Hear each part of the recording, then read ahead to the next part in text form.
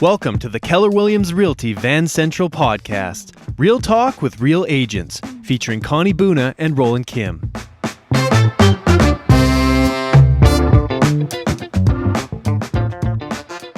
Hey everybody, thanks for joining in. Connie Boona here, managing broker and one of the key partners of Keller Williams Realty Van Central.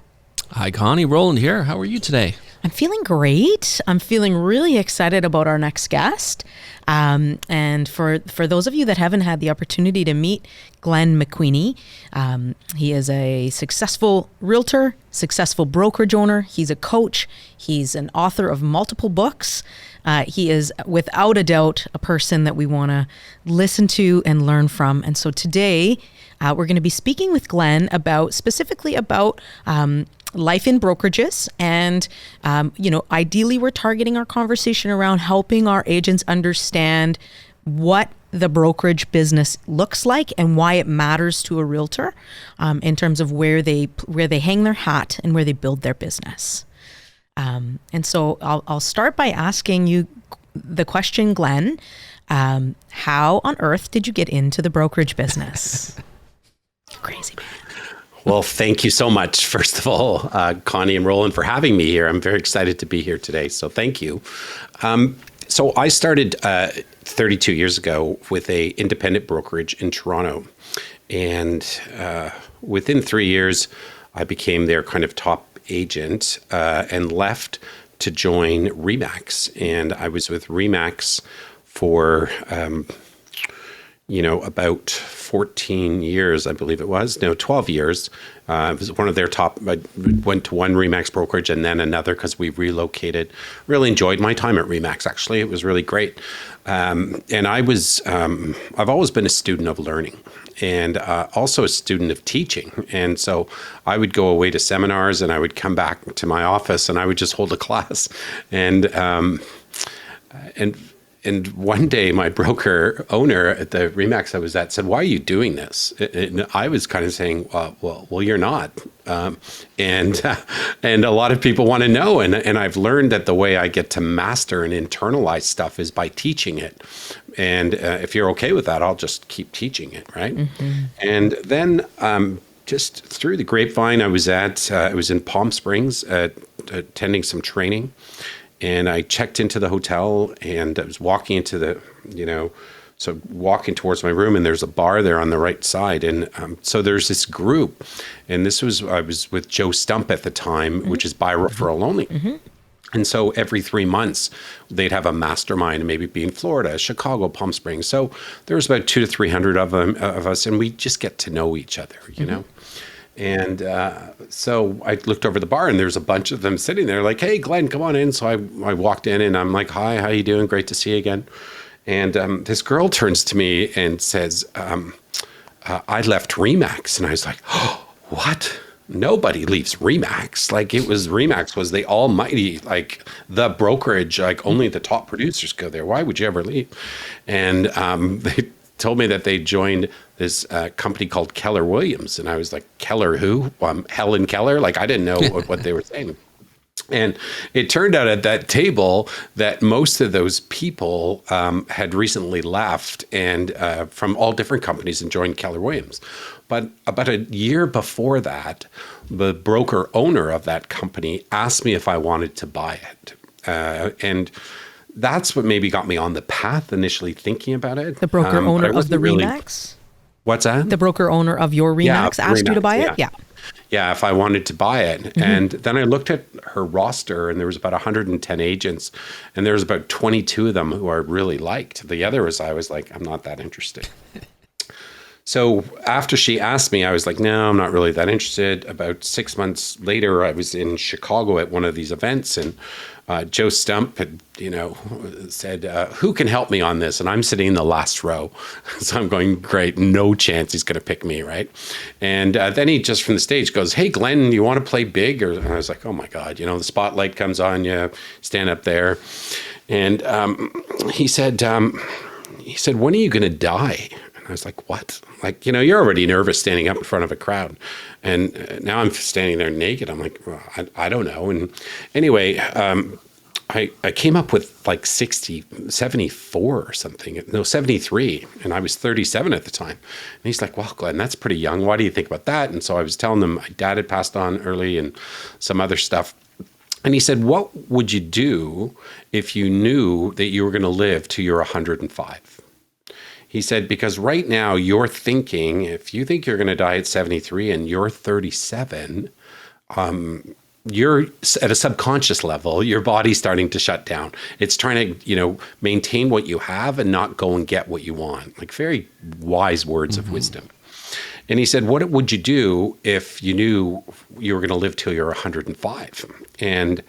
And I said, well, I would like to create a platform where I could coach and train and help a lot of people. And so through that, as he kept on asking me questions and why that's important, it became very clear that for me to do this, I would want to own my own brokerage and have that platform to be able to train the people that I really wanted to. So 3 months later, I'm down in Palm Springs, meet all these people, find out about Keller Williams. I'm like, whatever.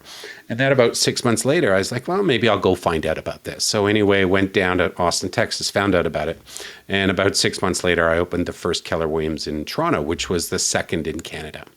And at that time, there was about 19,000 Keller Williams agents around the world. And now I think we're at 190,000. So We would have been in the mid-90s here, I think.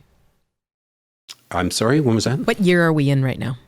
Right now, that would be, so it was fall to 2002. I was in Chicago. So 2003, I went to Austin, Texas. And January 2004, I opened the first one in Toronto. January 2004. Thank you. Yeah. And so we had I think I got about 25 people to sign letters of commitment, but I got late opening. So it was actually coming into January, February when people were back in production. So one person showed up and I was like, this is awesome.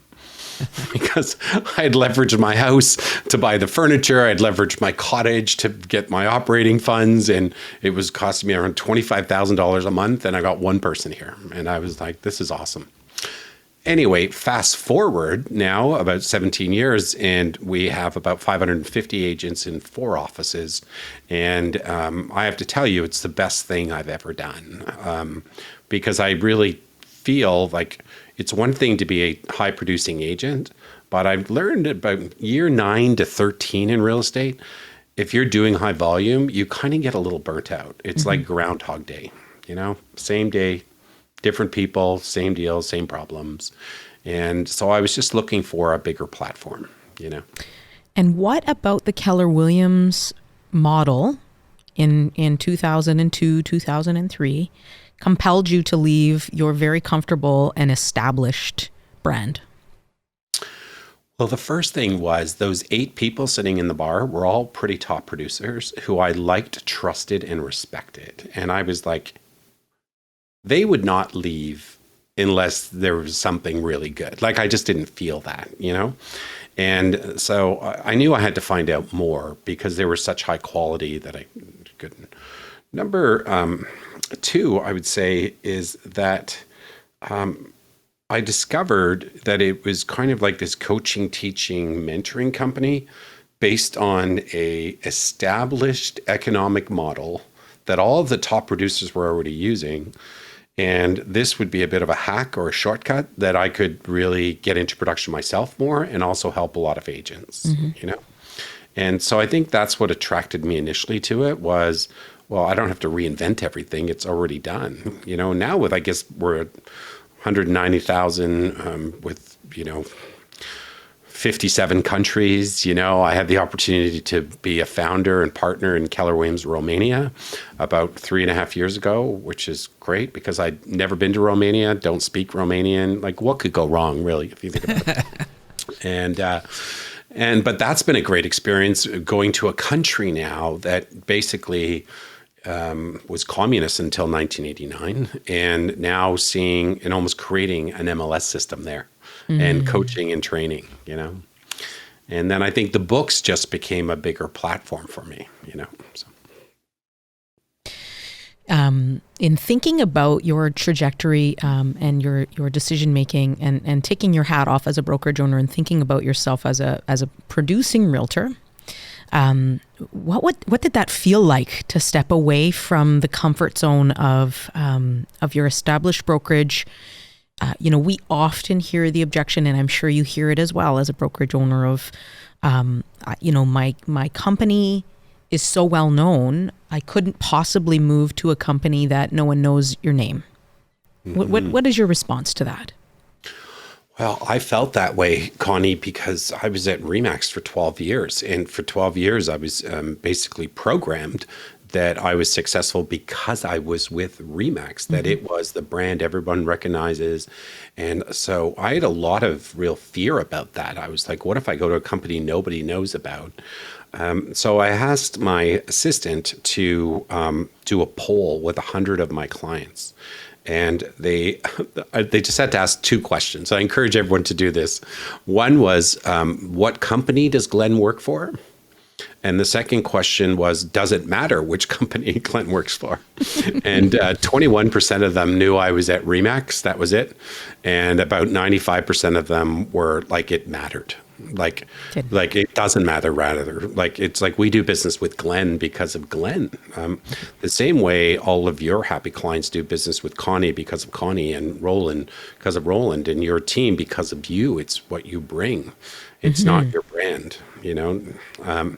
and so that gave me some confidence. But what I also learned is the first brokerage I went to it was an independent, like I would call what we called a dependent model. So there's three models in real estate brokerage right now. One is the dependent model, which is the agent depends on the broker for marketing and lead gen and support. And then I left that. It was like my cradle almost to get to RE/MAX, where it's like you're already a top producer. You don't really need any support and help. And now you can get to keep most of your money. And so that was what we call the independent model, which is you've already arrived. Just go do it. We're going to provide some brokerage support for you, but you do your own marketing. You don't have to do you don't have to pay for ads in the newspaper as we're trying to build our brand. And then I found that Keller Williams was the marriage of both. It was like the interdependent model, which is we're going to help you, coach you, train you, mentor you, whether you're just at the launching part of your career through our PC programs, our program called Ignite right now, which has just started, I think, last week with 500 people across Canada taking this course. And so, which is it's like the shortcut to real estate. I wish when I started, there was like a 12-session course that said, here's how you do open houses, here's how you do offers, here's how you get listings, here's how you work with buyers. And so that's kind of like just slingshots you ahead. And then, and also we have that other course called Bold, which I believe is starting in June, which is going to be really amazing. It's a mindset course on success. And then for the mid-level agents, we have a lot of the brainstorming that occurs, like a lot of the masterminding, because I've learned that if instead of you, it's like, oh, my broker owner or is the almighty. If I ever have a question, I go to one person.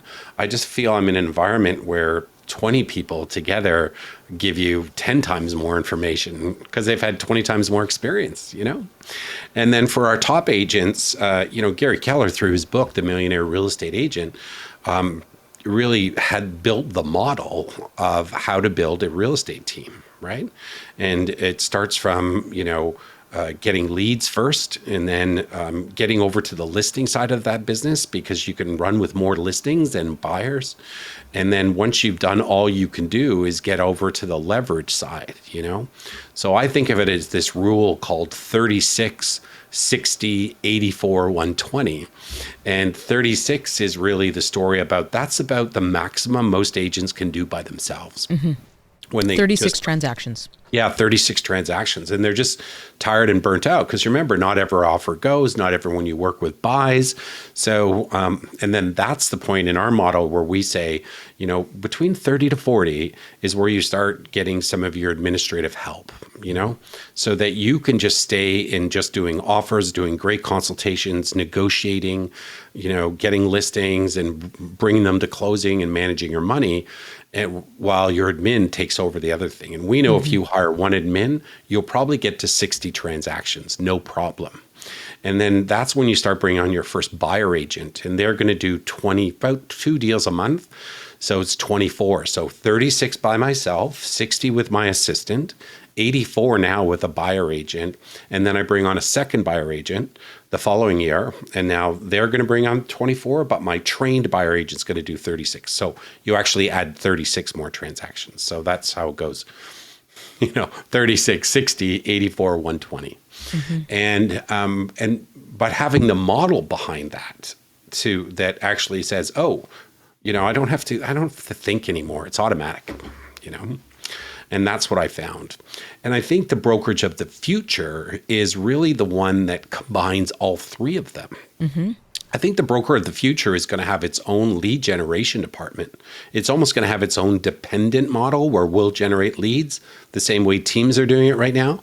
But instead of teams passing them out to their teams, they're going to be passing them out to their existing agents, And I think it's going to be the interdependent part where we are going to work together to get this sorted out. And it has to have that independent part, And I found that most of the top teams now across North America are with Keller Williams, where they've almost got their own brokerage within a brokerage.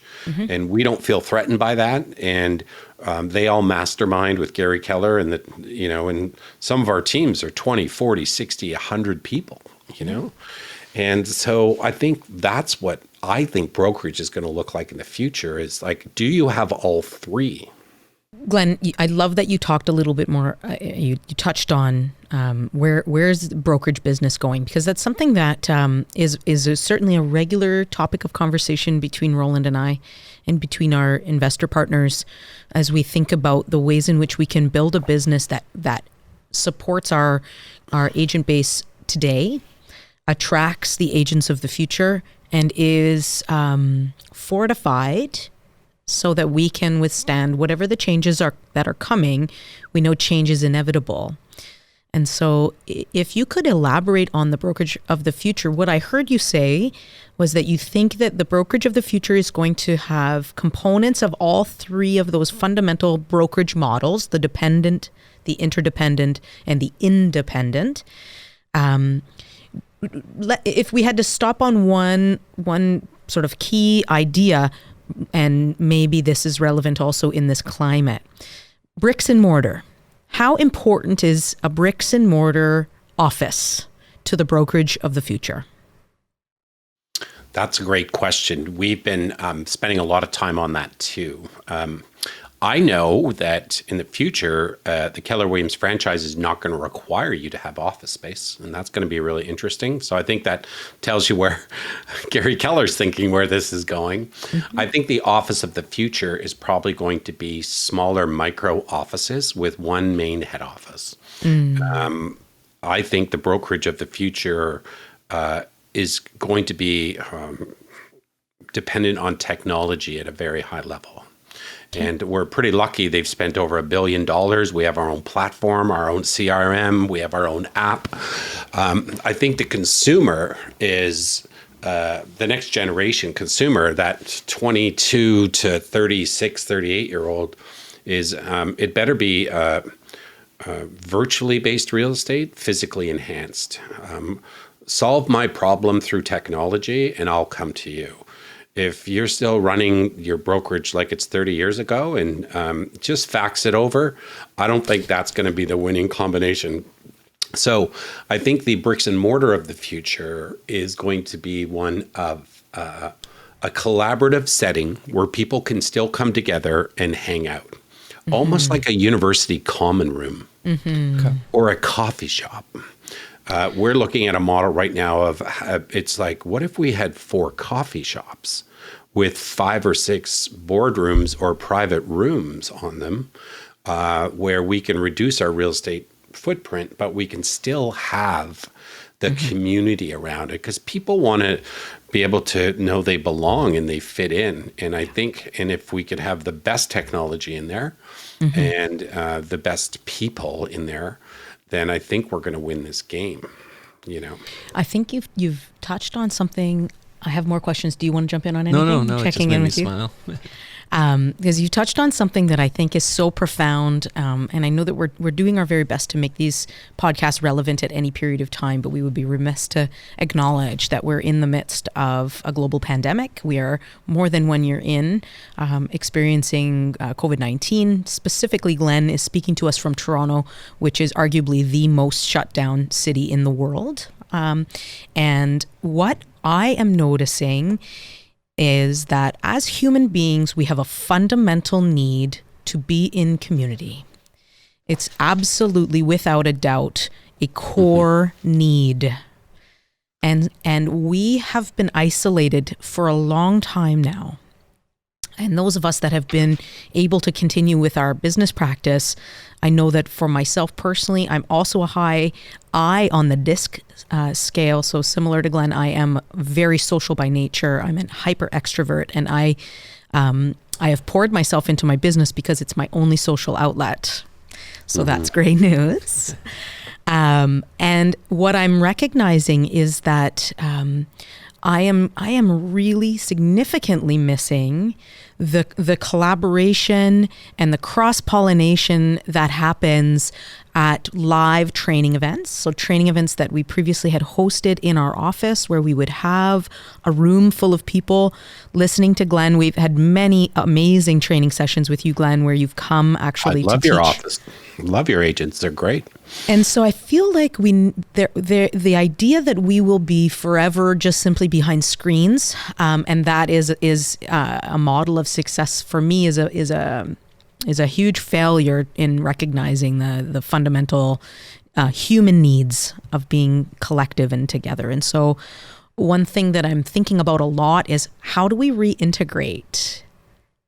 How do we come back together? And speaking about always marketing is front of mind for me. I'm not sure if anybody has had the opportunity to see the Extra Gum commercial right now. It's probably the most genius piece of marketing produced in the last, oh gosh, I mean, I'm not a marketing expert by any stretch of the imagination, but please do yourself a favor and Google the Extra commercial, the Extra Gum. And the whole fundamental principle of the commercial is it's showing people coming out of this time and coming together and remembering what it's like to be back. And so where do you see that going? Well, how do you see yourself facilitating sort of a support network for people as they're reintegrating? Yeah, it's a great question. I think there's a lot of layers here. Number one is, I think that I got a notification from Zoom in January that I did 131,000 minutes on Zoom last year. That's like 2,400 hours. That's a lot. And what I've learned from that is Zoom, well, first of all, Zoom's a transportation device. It's not a communication device. It has allowed us to all get together. It's allowed us to have social nights with 3 or 4 couples on Zoom. But we're all just dying to get back out and hug each other and hang out and just be together. So I think there's going to be 3 layers of the brokerage of the future. One is it comfortable space where I like to hang out and I feel that I belong? They're my club, they're my tribe. Number one. Number 2, the consumer is demanding that we make this as simple and as easy as possible. So I think the future of real estate is going to be digitally based and physically enhanced. I think the consumer loves to go and see Matterport tours. They love to go to a virtual open house. They love to be able to see everything because people are generally busy and they won't have to drive and find out, I go from, West Van out to Poco, just find out I don't even like the house. And it was rush hour, it was bad timing, So I think that level we still have to be physically, we have to be digitally based and solve that problem, but still physically enhanced. And what I mean by that is you should be able to do a 30-minute comparative market analysis listing presentation by Zoom that is enhanced by when you go in to see them the second time. So first step listing presentation is you just talking or both of you talking.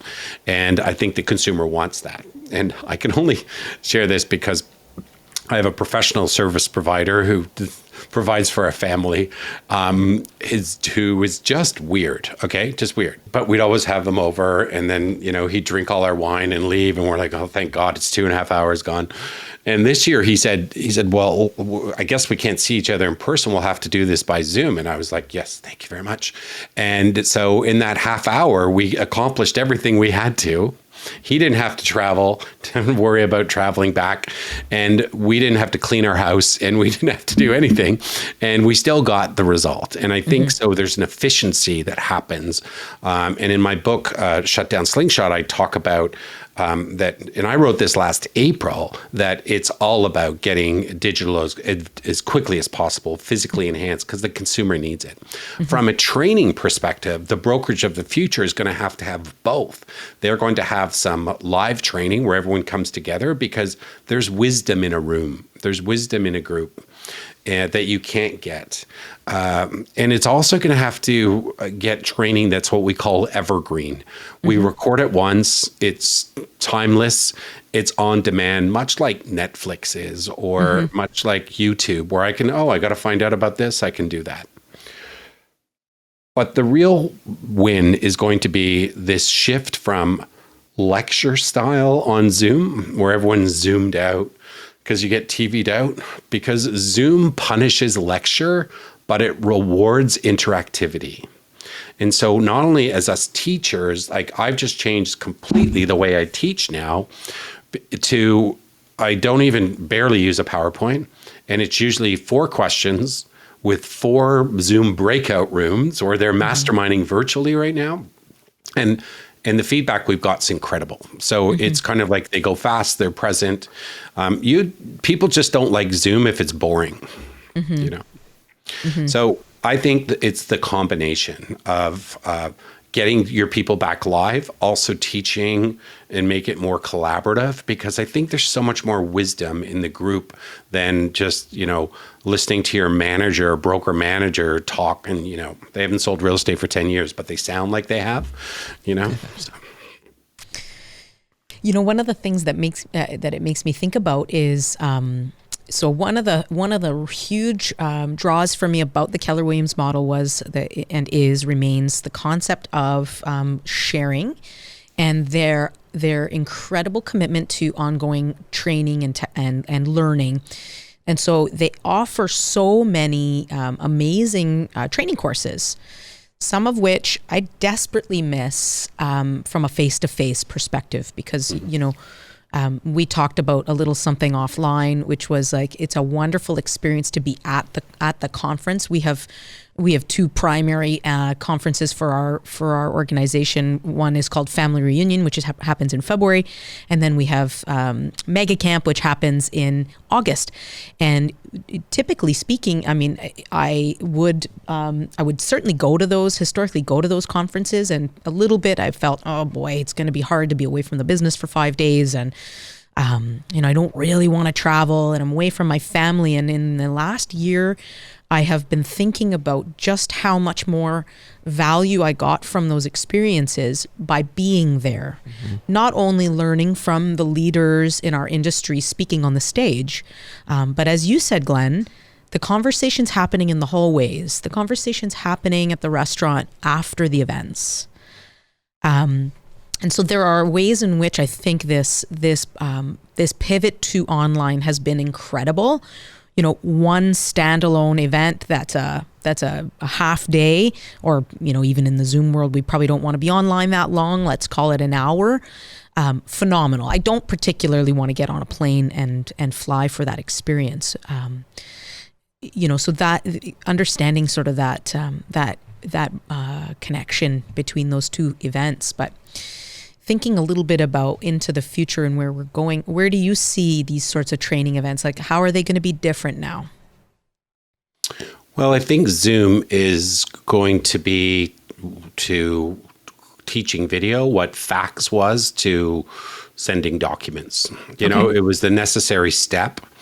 I've seen some great technology coming out right now where it's, I think, to be honest, at some point we are going to wear a 3D headset, and we're going to be walking around talking just like we did at a conference.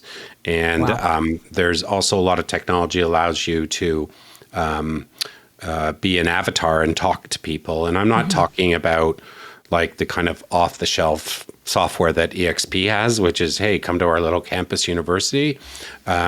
This is more very interactive, very much like it's as if we're all sitting. I've actually seen it. I've experimented with it.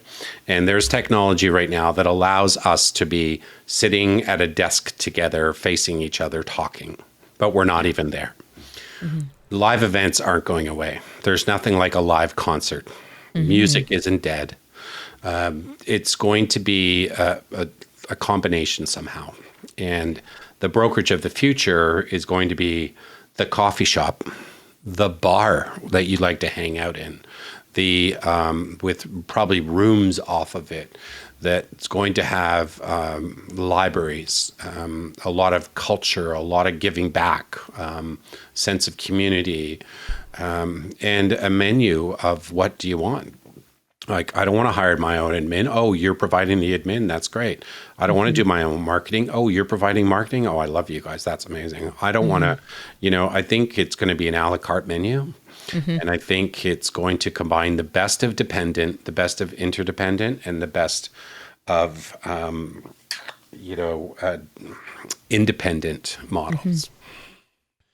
Glenn, what do you think causes our franchise, Keller Williams, to be so progressive and have evolved through these different stages? Do you think in part it's the ALC? So for those of you who don't know what that is, it's the Agent Leadership Committee. So from the top 20% in a marketplace, there's realtors who are highly successful, influential, and they are able to meet monthly and guide the market center and give feedback to leadership and ownership. And what the results that we're seeing from that, like you were speaking, Glenn, on the interdependent aspect, is we have a really, really good client event program at our office. So we have 6 client events a year that came as a result from the ALC saying, setting up independent client events per realtor is really expensive. Takes a lot of time, a lot of work. People always talked about it, but very few realtors ever did it. And so about 2 years ago, through the conversation that they brought forward, we incubated a program. And so at our office, our realtors are able, for a nominal fee, a fraction of what it would cost to do it on their own, are able to jump on board and join the client events and send it out to their clients and involve them.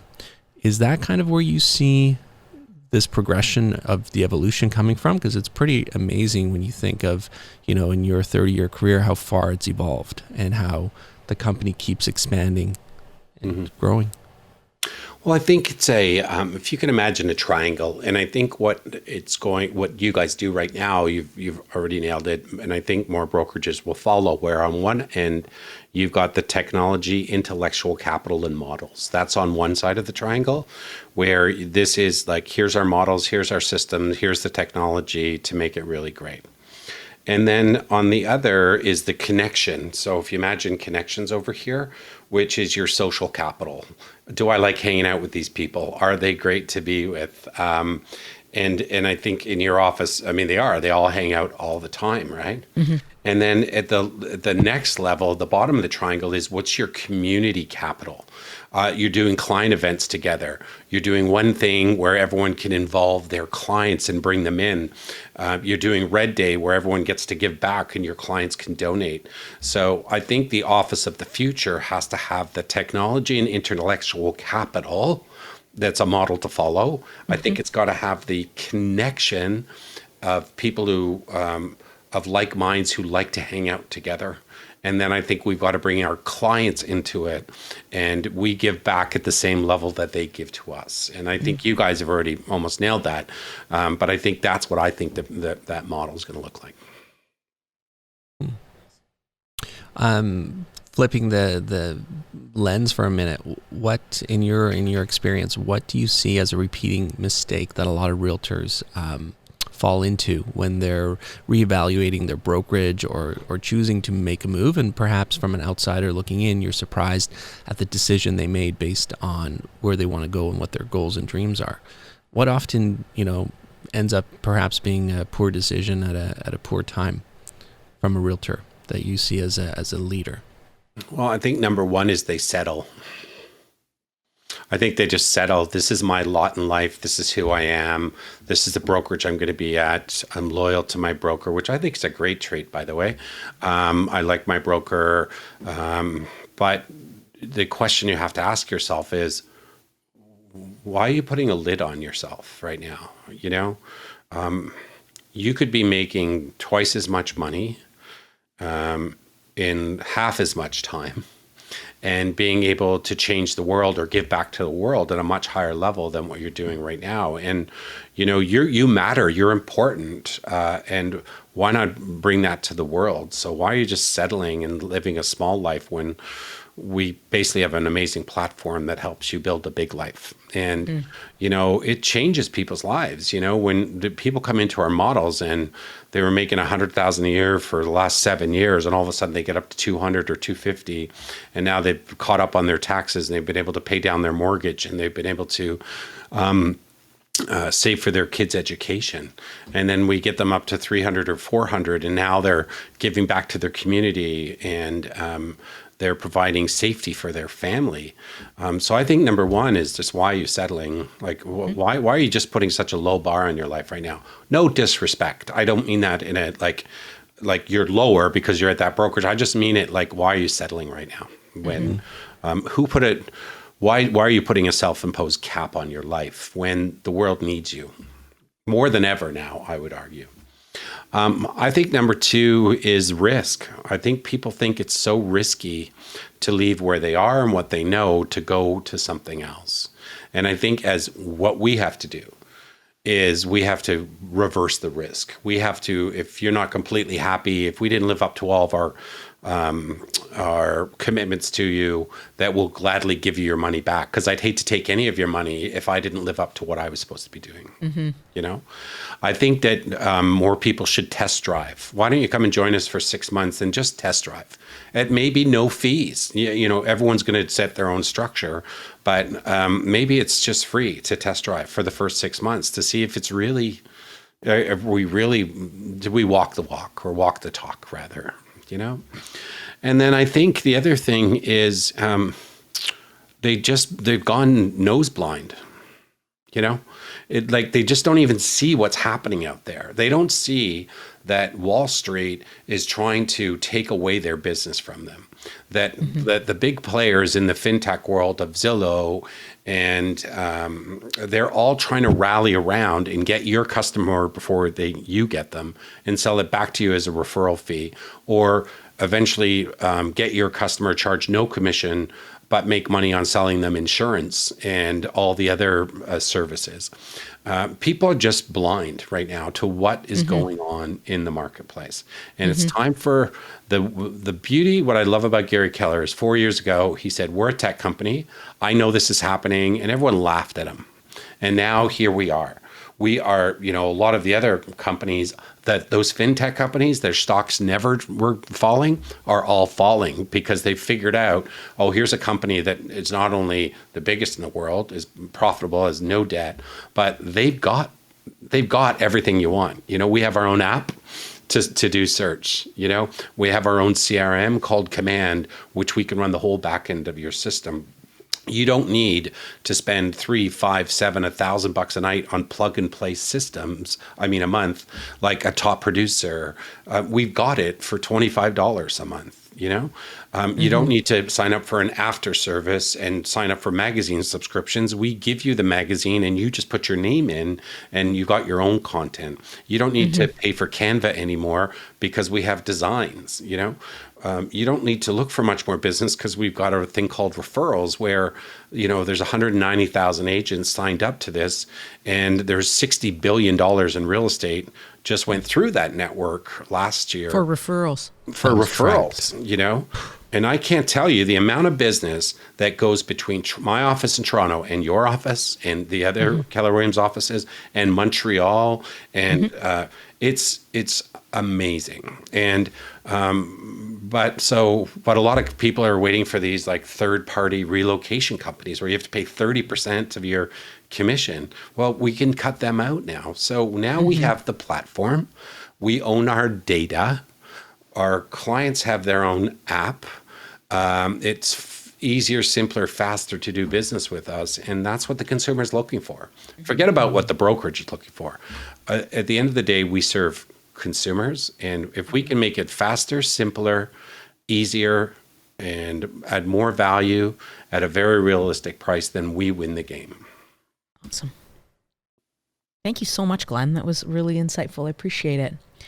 Anything to share in closing, partner? Thank you, Glenn. I know when this is over in 5 minutes from now, when Connie and I debrief, just want to give her credit on air before, when we first met 6 years ago with the concept of opening up brokerage. She had the crazy idea of creating a brokerage in the back of a coffee shop and the front's the coffee shop. So she was ahead of the curve. You're ahead of the curve. That's crazy. We need lots of space and chairs for 60 people in a room. So we'll see what happens over the next few years, but I think maybe we'll be revisiting that. Friends, if you've enjoyed this podcast, please send us some feedback. Let us know what you want to hear. And if you've enjoyed listening to Glenn, you can find Glenn at glennmcqueenie.com. Again, many brokerages under his belt, over 500 agents under his mentorship and guidance, a author, a trainer, a wonderful guy. Thank you so much, Glenn, for joining us today. It's been an absolute pleasure. Thank you. It's been my honor. Thank you very much. Thanks for listening, gang. Take care. Take care. Thanks, Glenn.